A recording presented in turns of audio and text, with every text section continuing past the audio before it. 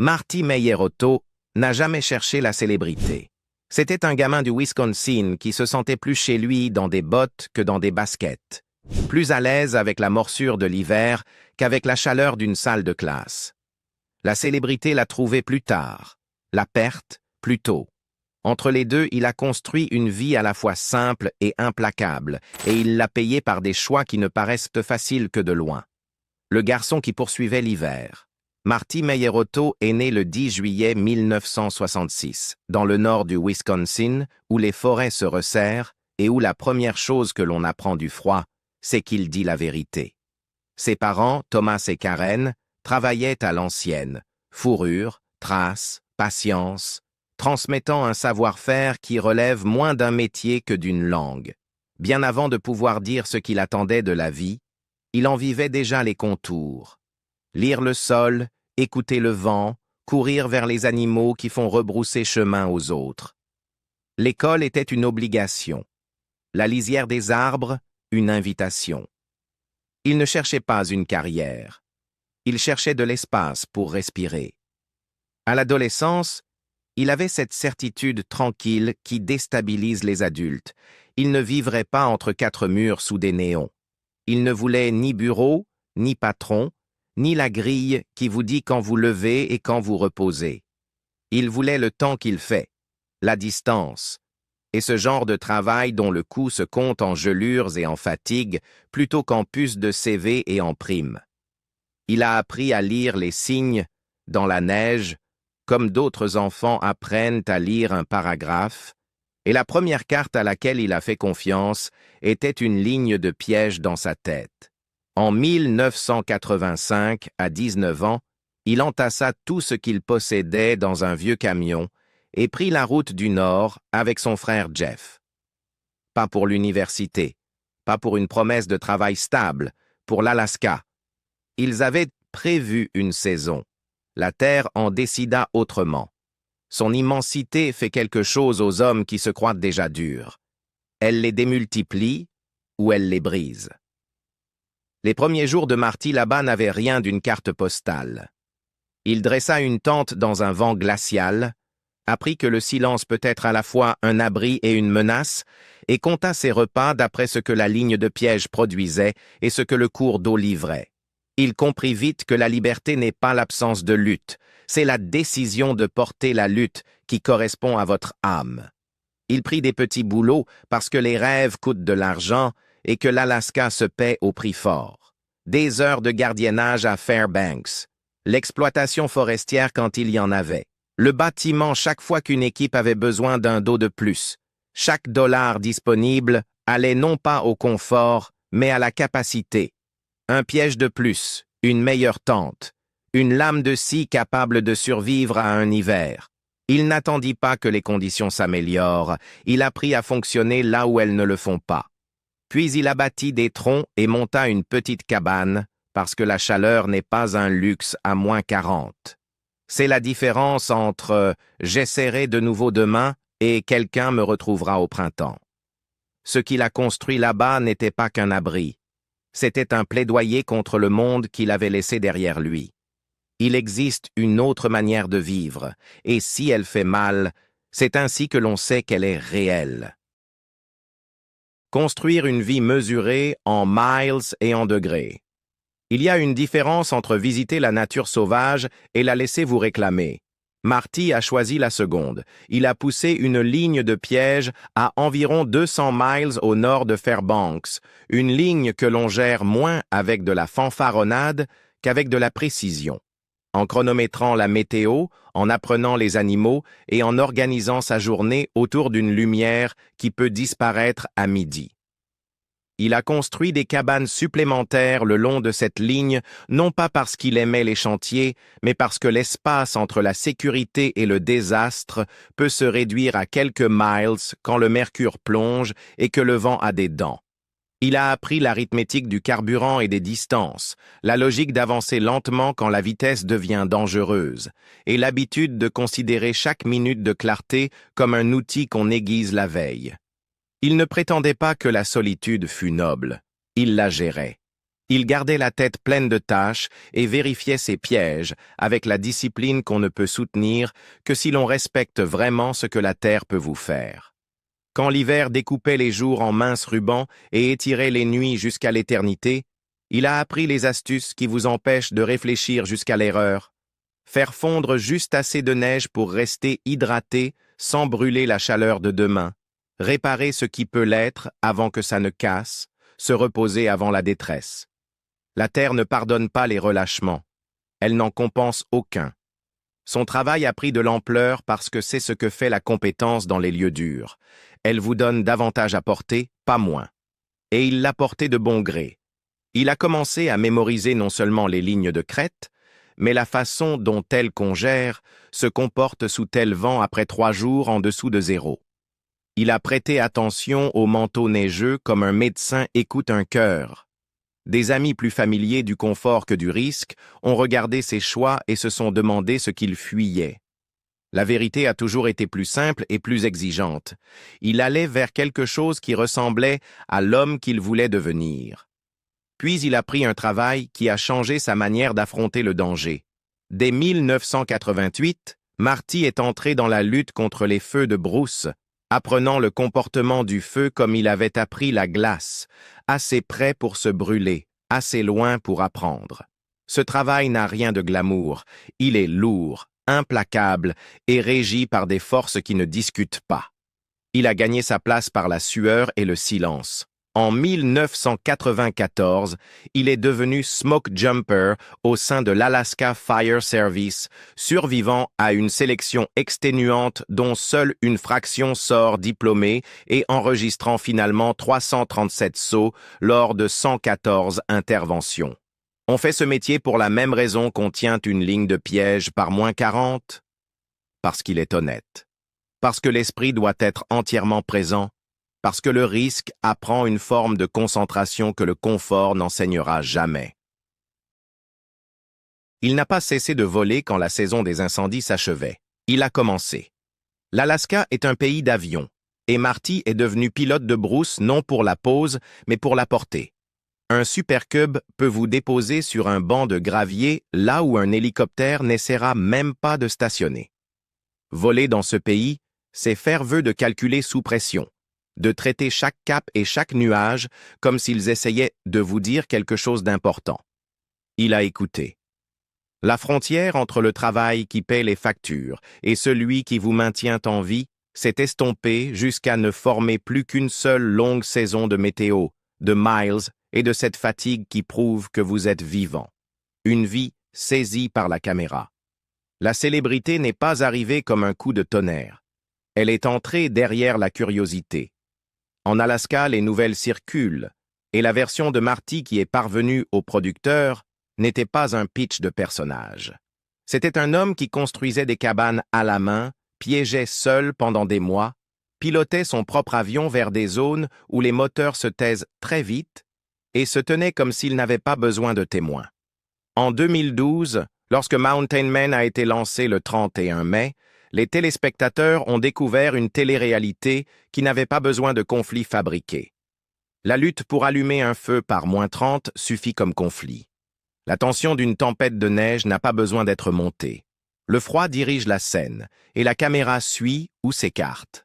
Marty n'a jamais joué, parce qu'il n'y avait rien à jouer. À l'écran, il était ce qu'il était hors écran, constant, précis et méfiant envers les raccourcis. Il posait ses lignes, réparait ce qui rompait et calculait jusqu'où il pouvait pousser sa chance sans l'inciter à se retourner contre lui. Tandis que d'autres membres de la distribution gravaient leurs propres histoires ardues au Montana, en Caroline du Nord et à Kodiak, ce sont les expéditions en solo de Marty, les longues virées par des températures négatives, les réparations faites avec des doigts engourdis, les vols pour vérifier les pièges, qui serraient la gorge des téléspectateurs. Il offrait au public un aperçu d'une vie à la fois ordinaire et extrême quand on est celui qui la vit. Il leur montrait aussi un foyer. Avec sa femme, Dominique, il a transformé un pays rude en un univers privé qui avait du sens. Leur fille, Noah Jane, a rendu les enjeux tangibles. Ce n'était pas un homme jouant au montagnard, C'était un père construisant une vie qui apprendrait à son enfant à quoi ressemble la compétence quand les conditions ne laissent aucun choix. Il lui a appris à aider sur la ligne, à conduire une motoneige avec discernement plutôt qu'avec bravade, à sentir la différence entre la peur qu'on écoute et la peur qu'on combat. L'émission a donné au monde à voir cette fierté sans fanfaronnade, et un public s'est rassemblé non seulement autour du travail, mais autour des valeurs qui le rendaient possible. Les dangers n'ont jamais été décoratifs. Un jour, en plein vol dans un petit avion de brousse au-dessus d'une portion déserte de l'Alaska, l'appareil est parti soudainement en piqué. Sans avertissement, sans mayday, sans personne à appeler, seulement la gravité et le temps. Marty a stabilisé l'avion, l'a posé où il a pu, puis a résolu la suite des problèmes avec l'urgence calme d'un homme qui sait que le seul secours à venir est celui qu'il peut construire de ses mains. Bloqué sans équipement adéquat, il a passé la nuit dans une cabane isolée, rationnant calories et chaleur, comme un homme qui sait exactement ce que le thermomètre peut faire à un corps humain. Lorsqu'il a reporté davantage de ses déplacements hivernaux sur les motoneiges, il a appris une autre limite dure. Sans au moins 4 pouces de neige, l'échangeur thermique chauffe trop et la machine se cuit elle-même. Il s'arrêtait en cours de trajet, tassait des poignées de neige contre celui-ci et repartait. C'est la différence entre le drame et la discipline. Le drame veut des applaudissements. La discipline veut demain. En 2013, il a accueilli l'écrivain Bill Ivy durant un hiver alaskien qui punissait l'impatience. Ivy s'est perdu dans les fourrés et un froid capable de transformer votre souffle en erreur. Il a réussi à allumer un feu, Marty l'a retrouvé, et la règle simple de Dominique, ne jamais quitter la cabane sans un briquet et du papier, a pris l'autorité que seule la réalité confère.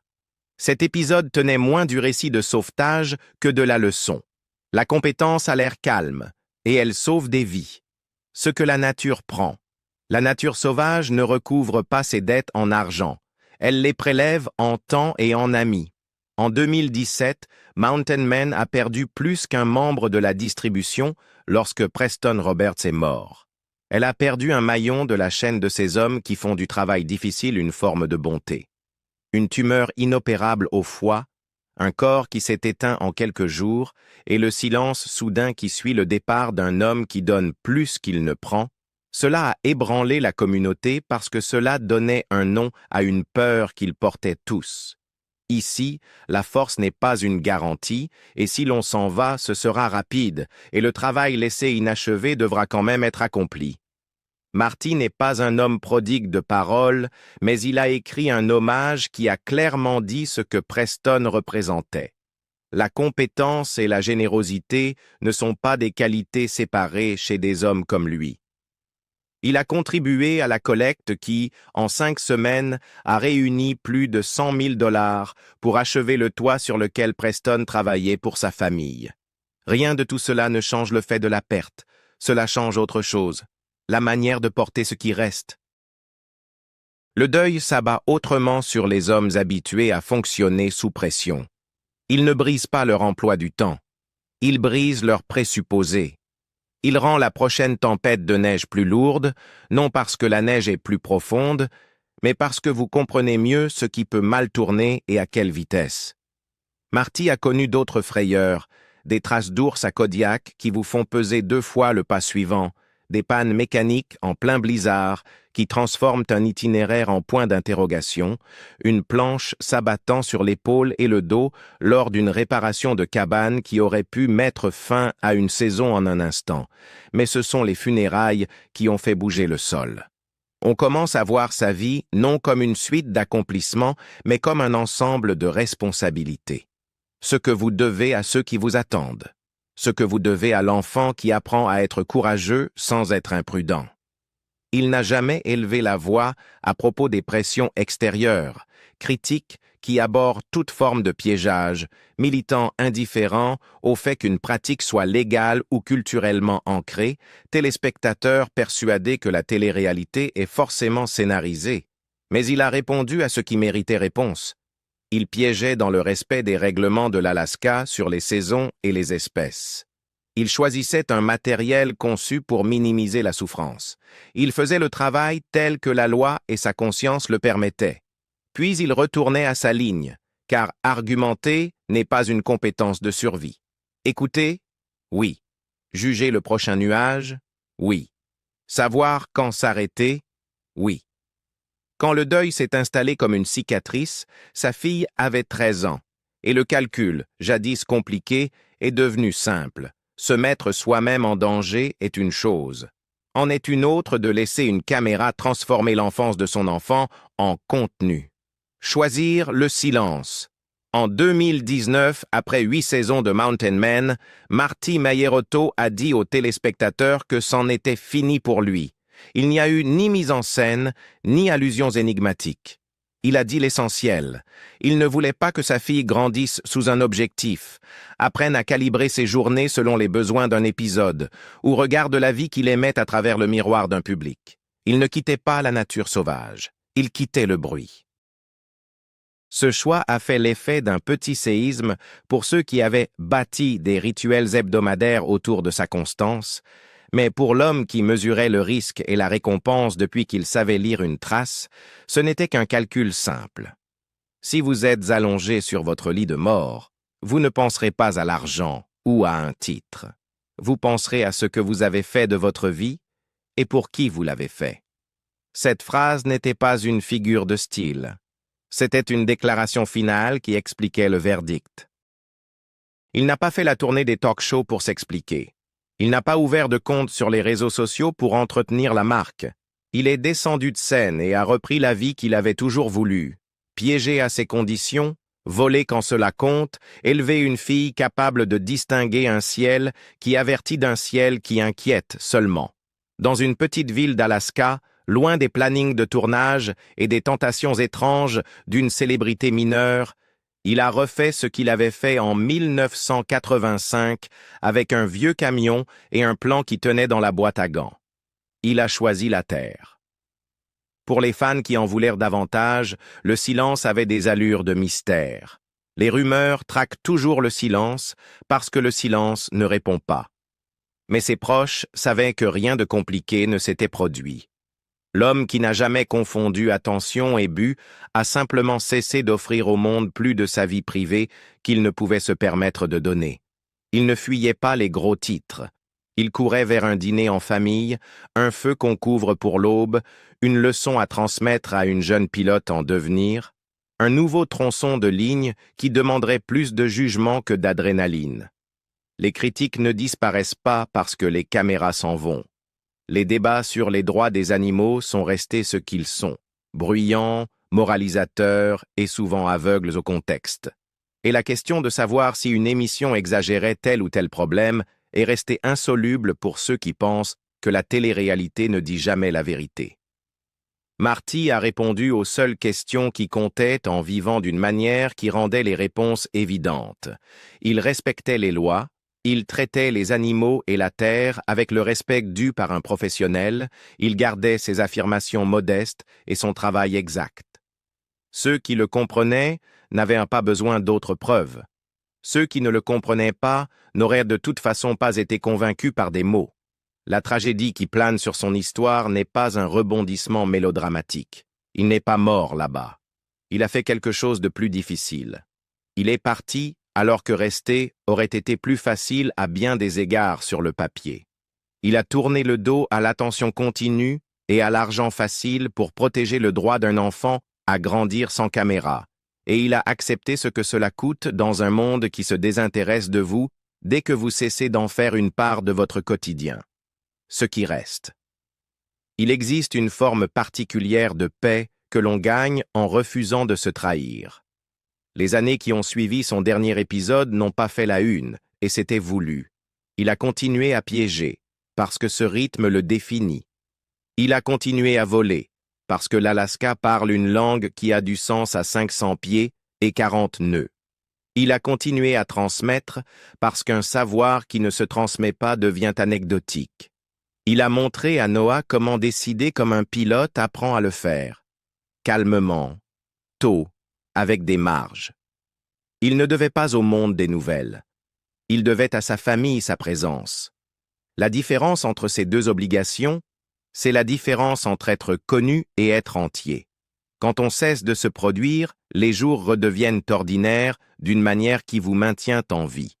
Réparer quand c'est encore petit, compter le carburant avant qu'il ne manque, lire la météo sans commentaire. Le travail est plus silencieux, mais pas plus facile, plus modeste, mais pas moins important. Il a construit et entretenu ce dont il avait besoin, et il a choisi de ne pas l'expliquer, parce que l'explication est une économie en soi, et il y avait déjà suffisamment contribué. S'il y a un chagrin dans cette histoire, il se loge dans l'écart entre ce qu'une caméra peut saisir et ce qu'exige une vie. Les spectateurs l'ont vu éviter le désastre plus d'une fois, rationner la chaleur et le jugement dans le même souffle, et enterrer des amis qui n'avaient pas l'âge de partir. Ils ont vu un homme choisir la famille plutôt que la gloire. Ce qu'ils ne pouvaient pas voir, et qu'il n'a aucun intérêt à montrer, ce sont les innombrables actes non filmés de retenue et de soins qui rendent la survie non seulement possible, mais signifiante. La décision de faire demi-tour, même quand l'orgueil dit d'avancer, l'heure supplémentaire passée à apprendre à sa fille à lire un ciel qui peut mentir, l'acceptation qu'il existe des histoires qui ne sont pas destinées à un public, seulement aux personnes qui les vivent. Marty Meierotto n'a jamais été une marque. Il était trappeur, pompier, smoke jumper, pilote, mari, père. La nature sauvage lui a donné une vie qu'il pouvait respecter et a exigé un prix qu'il était prêt à payer. L'émission lui a offert une tribune et finalement un problème qu'il a refusé d'accepter. Le choix qu'il a fait en 2019 n'était pas une retraite. C'était un retour à la terre qui lui a dit la vérité en premier, à la famille qui est la seule mesure qui compte au bout du compte, à la vie privée qui permet à l'amour et au savoir-faire d'accomplir leur œuvre sans applaudissements. Il y a des hommes qui deviennent des légendes en restant assez longtemps dans la lumière. Lui est devenu une légende en sortant à temps. Quelle part de l'histoire de Marty vous touche le plus? Les quasi-accidents, le deuil ou la décision de s'éloigner pour sa fille? Dites-le nous ci-dessous, et si vous voulez d'autres histoires vraies sur ces choix ultimes qui définissent une vie, aimez et abonnez-vous pour ne pas manquer la prochaine.